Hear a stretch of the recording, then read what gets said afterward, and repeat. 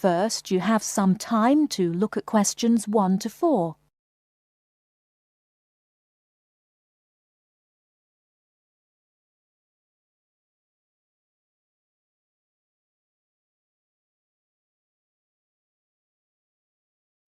Now we shall begin. You should answer the questions as you listen, because you will not hear the recording a second time. Listen carefully and answer questions 1 to 4.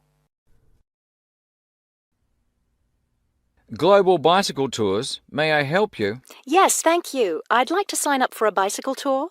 Which tour were you interested in? We have the River Valley Tour coming up in June and the Mountain Tour in July. The River Valley tour is in June. I thought it was in May. It actually takes place the first week of June. Oh, I see. Well, I can still do that. The River Valley tour is the one I want. Splendid. Just let me take your information. May I have your name, please? Carla Schmidt. That's Carla with a K, not a C. Karla. Thank you, Miss Schmidt. Address? Do you need a street address, or can I give you my post office box? A post office box is fine. It's P.O. Box 257, Manchester. Thank you. OK, next.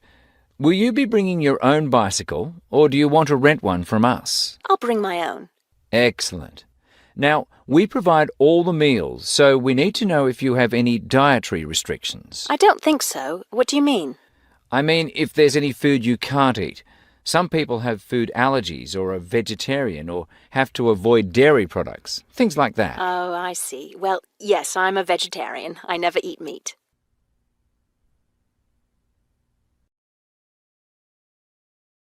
Before you hear the rest of the conversation, you have some time to look at questions 5 to 10.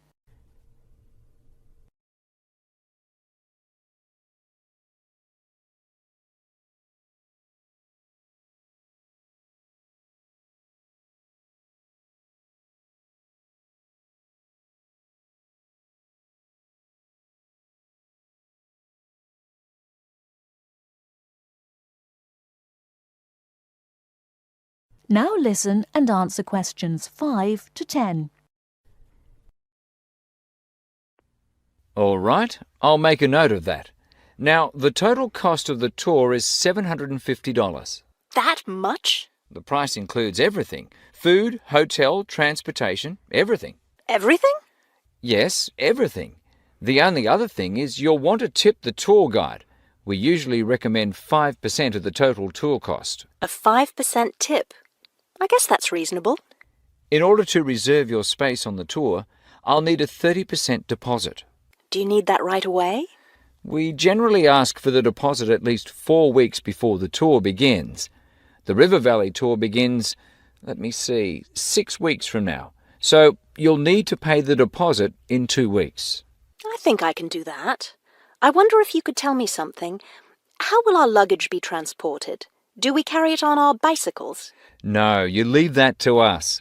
We have a van that carries your luggage from hotel to hotel each day, so you don't have to worry about it. Great. I have a luggage rack for my bike, but I guess I won't have to bring that. No, you won't. But there are a few items we recommend that you bring. We can't control the weather, so you should bring a raincoat or rain gear. Yes, that's a good idea. And I should have my own spare tire too, shouldn't I? Actually, you don't need that, as our guide always carries some. And of course, you won't need maps either, since our guide has the route all planned. What about a water bottle? I'll need that, won't I? Yes, you should definitely have a water bottle. A camera would be a good idea too, since that tour goes through some very scenic areas. I have a guidebook of that area. I wonder if I should bring it along. We don't recommend guidebooks.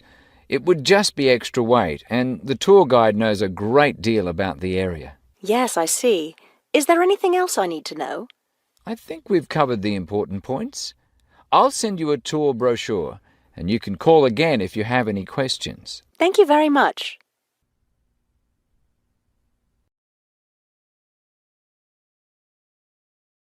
That is the end of part 1. You now have half a minute to check your answers.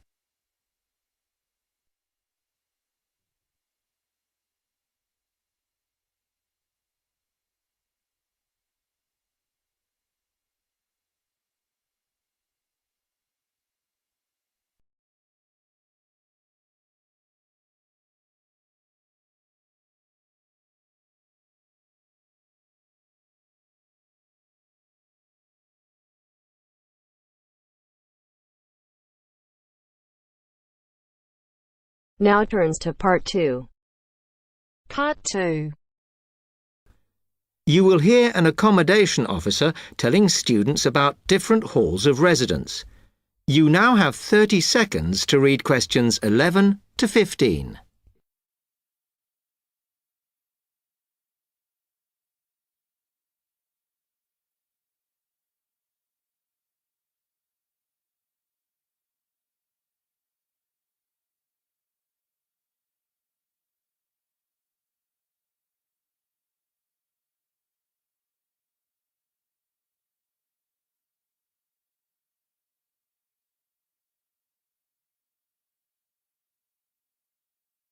Good afternoon, and welcome to Stanton University.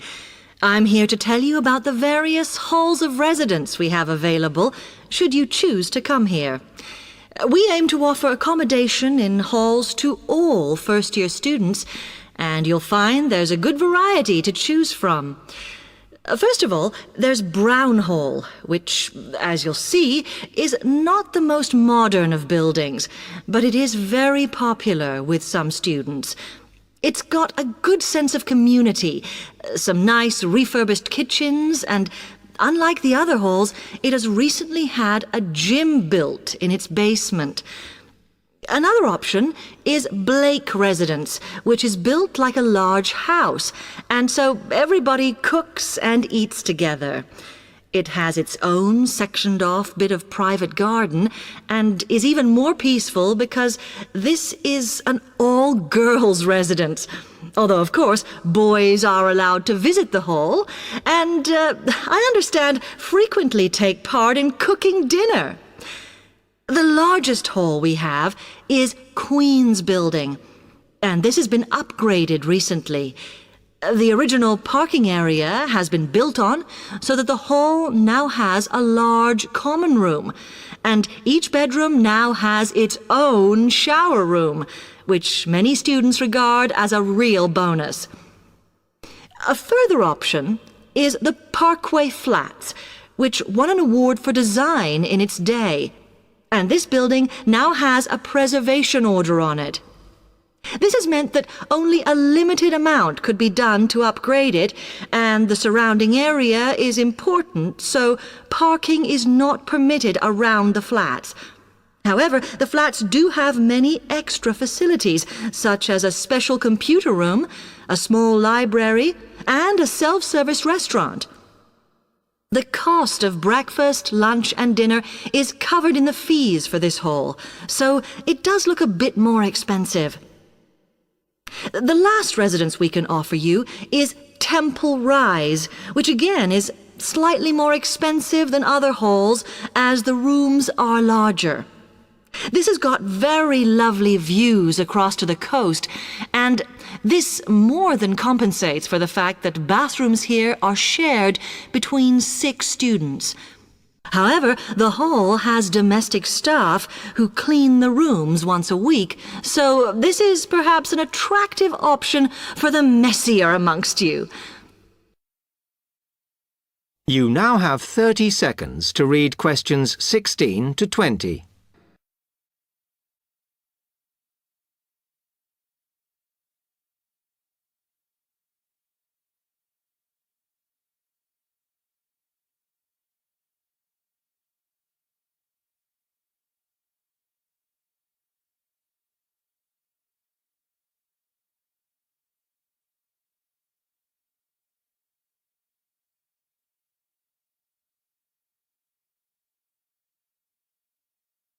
Now, if I can just show on this wall map here where they all are, you might like to go and have a look round. If you come into the main university entrance, at the first junction, you'll find that Brown Hall is on the corner opposite the theatre. So you're nice and near the station here, though I think it can get a bit noisy with traffic. The same applies to Blake Residence, which is directly facing the junction to the university entrance. These halls are often used by medical students and such like, as they're out all day, so don't notice the noise. Anyway, if you then walk along Campus Road towards the main circle, you'll see the library on the corner, and Queen's Building is just past that as you head north. You will find that it is quieter here, and you may get fewer visitors. By the way, the circle is quite a feature of the campus, as it's set into the hills and has a brand new sports center in the middle. It's worth going to look around it. Now, the Parkway Flats are on the opposite corner to the library, facing the circle, as you head towards the main buildings. The main buildings are only about a 5-minute walk from here, and places in these halls go quickly, so my advice is to reserve your place as soon as possible. Then Temple Rise is inside the circle, next to the sports center, but further from the main university buildings. Now, if you'd like to go off and physically look...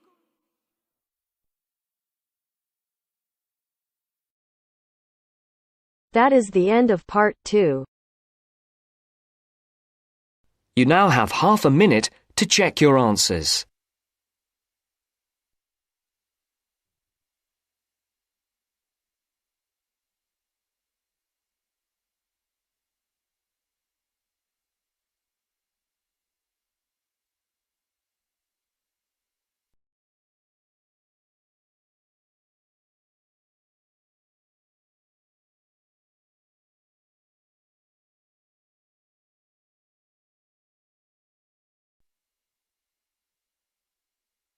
Now turns to part 3. Part 3. Maria is a student at university. She has handed the first draft of an essay to her tutor. The tutor has read it, and now they are discussing ways the essay can be improved. First, you have some time to look at questions 21 to 25.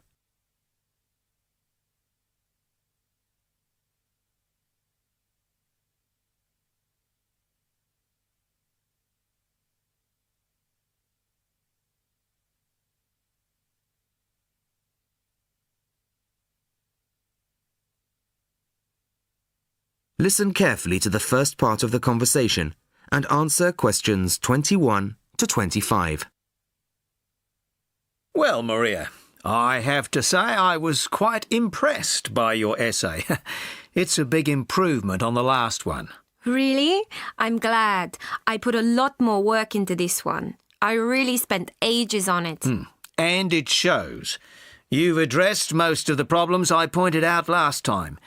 In particular, the style and language are much more appropriate for an academic essay. So that aspect is okay? Absolutely. If you carry on like this, you shouldn't have any significant problems in that department. That's a relief. I've been quite worried about that, although I've been reading a lot of other essays to try to get the right style. Well, I'd say you've been successful. There are just one or two minor things you could look at. Your punctuation's quite basic. It's really just full stops and commas. And parentheses. Brackets? Yes, brackets if you prefer. In academic writing, these are best used only occasionally, if at all. You use them rather too often. Okay, I see. And I'm sorry to mention it, but your spelling... I know, but I'm working on a foreign computer. The spell checker doesn't work for English. Are you sure? Have you tried changing the setting to English? No, I haven't. Well, I should see if that's possible. I haven't marked you down this time, but, well, some of my colleagues are a bit old-fashioned about spelling. I'd try to get that sorted out if I were you. Okay, I understand. I'll try to change the setting. Before you hear the rest of the conversation, you have some time to look at questions 26 to 30.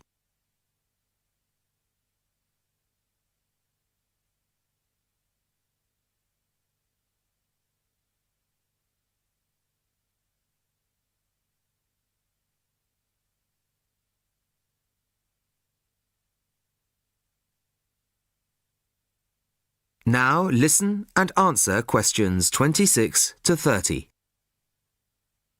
The only major problem I have with the content of your essay is the introduction. The introduction should, well, introduce the theme of the essay.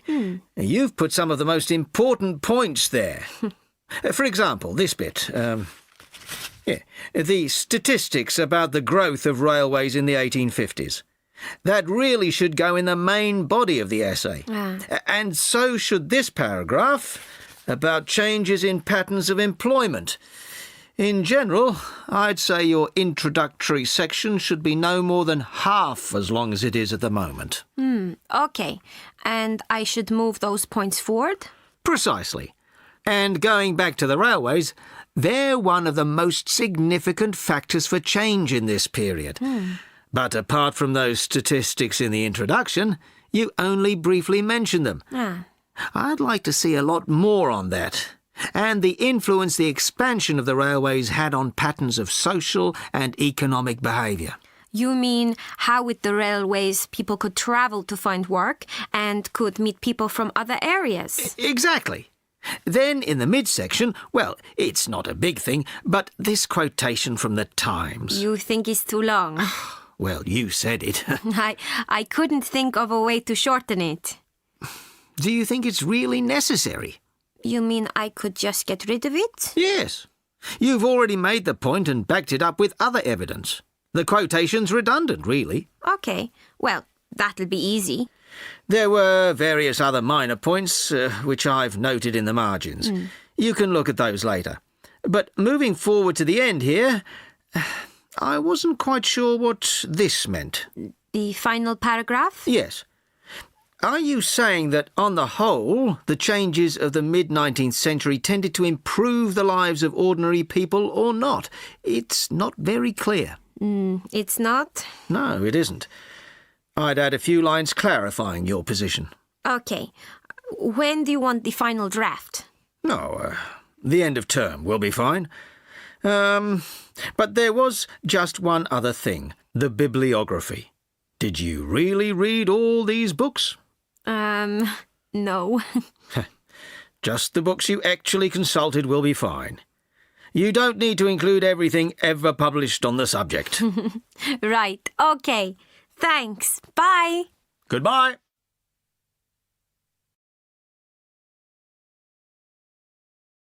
That is the end of part 3. You now have half a minute to check your answers.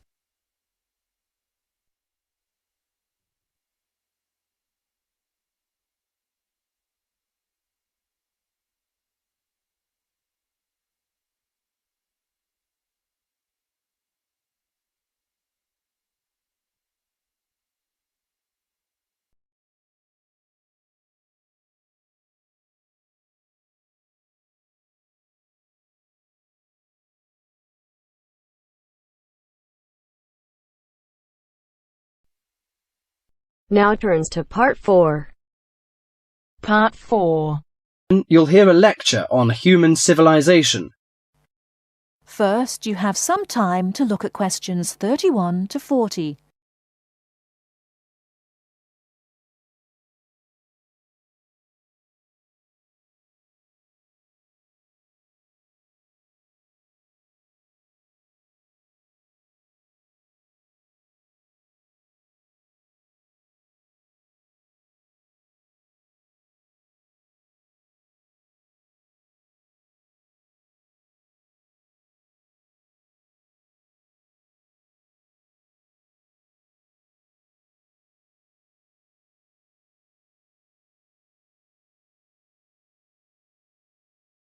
Now, listen carefully and answer questions 31 to 40.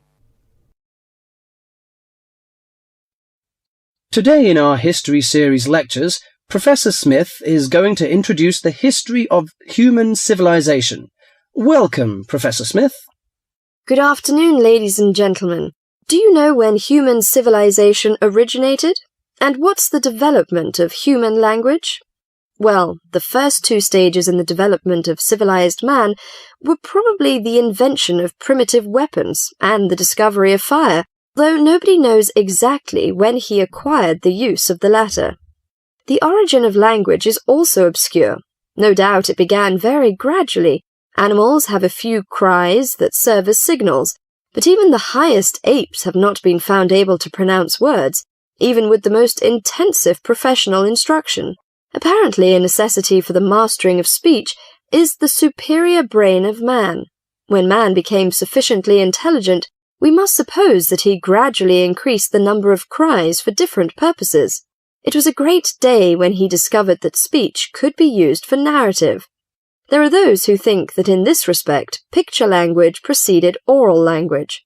A man could draw a picture on the wall of his cave to show in which direction he had gone, or what prey he hoped to catch. Probably picture language and oral language developed side by side. I'm inclined to think that language has been the most important single factor in the development of man. Two important stages came not so long before the dawn of written history. The first was the domestication of animals. The second was agriculture. Agriculture was a step in human progress to which, subsequently, there was nothing comparable until our own machine age. Agriculture made possible an immense increase in the number of the human species in the regions where it could be successfully practiced. These were, at first, only those in which nature fertilized the soil after each harvest. Agriculture met with violent resistance from the pastoral nomads, but the agricultural way of life prevailed in the end because of the physical comforts it provided. Another fundamental technical advance was writing, which, like spoken language, developed out of pictures, but as soon as it had reached a certain stage, it was possible to keep records and transmit information to people who were not present when the information was given. These inventions and discoveries, fire, speech, weapons, domestic animals, agriculture, and writing, made the existence of civilized communities possible. From about 3000 BC until the Industrial Revolution, less than 200 years ago, there was no technical advance comparable to these. During this long period, man had enough time to become accustomed to his technique, and to develop the beliefs and political organizations to appropriate it. There was, of course, an immense extension in the area of civilized life. At first it had been confined to the Nile, the Euphrates, the Tigris, and the Indus, but at the end of the period in question it covered much the greater part of the livable globe. I do not mean to suggest that there was no technical progress during this long time. There was progress. There were even two inventions of great importance, namely gunpowder and the mariner's compass, but neither of these can be compared in their revolutionary power to such things as speech and writing and agriculture. That is the end of part 4. You now have half a minute to check your answers.